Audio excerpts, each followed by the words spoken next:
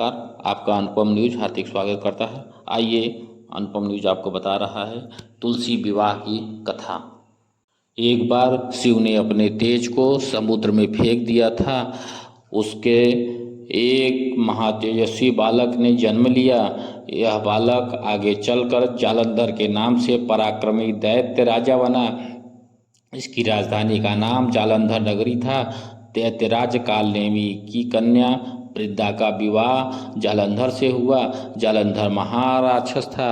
अपनी सत्ता के मद में चूर उसने माता लक्ष्मी को पाने की कामना से युद्ध किया, परंतु समुद्र से ही उत्पन्न होने के कारण माता लक्ष्मी ने उसे अपने भाई के रूप में स्वीकार किया।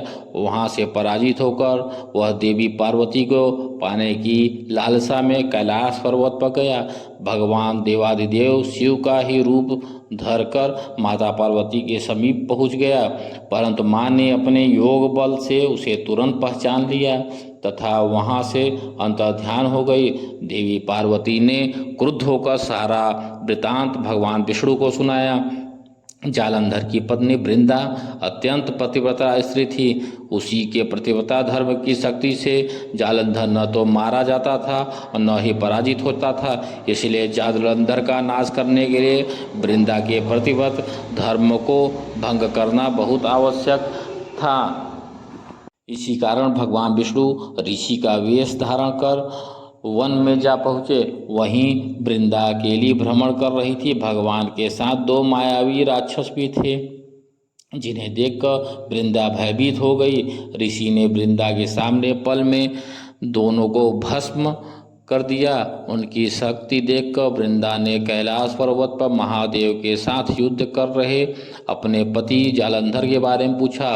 ऋषि ने अपने माया जाल से दो बानर प्रकट किए। एक बानर के हाथ में जालंधर का सिर था तथा दूसरे के हाथ में धड़। अपने पति का यह दशा देखकर वृंदा मूर्छित होकर गिर पड़ी। होश में आने पर उन्होंने ऋषि रूपी भगवान से विनती की कि वह अपने पति को जीवित करें।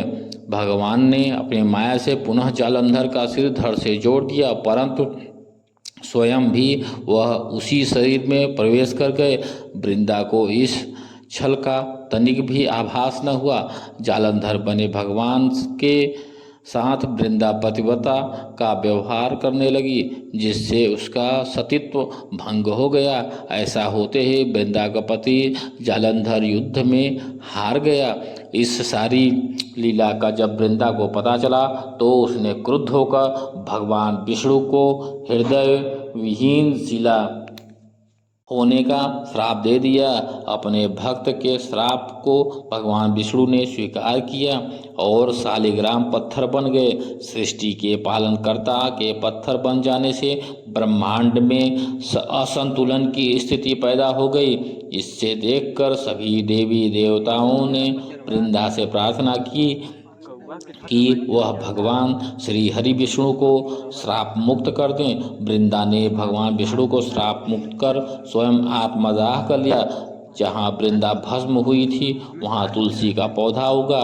भगवान विष्णु ने वृंदा से कहा, हे वृंदा, तुम अपने सतीत्व के कारण मुझे लक्ष्मी से भी अधिक प्रिय हो गई हो। अब तुम तुलसी के रूप में सदा मेरे साथ रहोगी। तब से हर साल कार्तिक महीने में देव उठावनी एकादशी का दिन तुलसी विवाह के रूप में मनाया जाता है।